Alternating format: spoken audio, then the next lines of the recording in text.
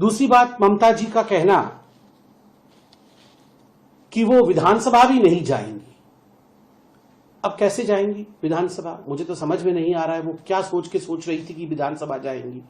अब जीत तो हुई नहीं है उनकी भवानीपुर सीट से, वो विधायिका नहीं रही हैं, तो स्वाभाविक रूप से वो विधानसभा नहीं जा सकती है।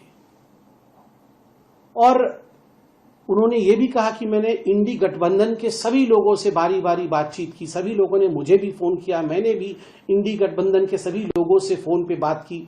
मुझे तो समझ में नहीं आता ये इंडी गठबंधन क्या चीज है? ये फोन पे ही बात करने के लिए है, बीच बीच में हाथ पकड़ने के लिए है? ये क्या चीज है इंडी गठबंधन? ये 5 राज्यों में चुनाव हो रहे थे, क्या हो रहा था इंडी गठबंधन का? राहुल गांधी जाके ममता जी के खिलाफ बोल रहे थे, ममता जी कांग्रेस के खिलाफ बोल रही थी, एक दूसरे के खिलाफ वो लड़ रहे थे। फिर काहे का इंडी गठबंधन?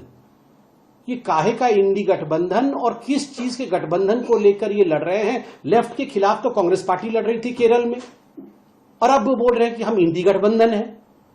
ये इंडी गठबंधन केवल एक फोटो अपॉर्चुनिटी के लिए सारे लोग एक दूसरे का हाथ पकड़ करके खड़े हो जाते हैं, उससे होता जाता कुछ नहीं है, केवल फोटो अपॉर्चुनिटी होती है।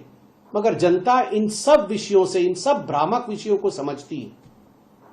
बड़े दुख के साथ मुझे कहना पड़ रहा है कि ममता बनर्जी जिस प्रकार की स्टेटमेंट दे रही हैं, ये अराजक स्टेटमेंट है और कहीं ना कहीं राज्य में और भारतवर्ष में अराजकता फैलाने की एक साजिश है।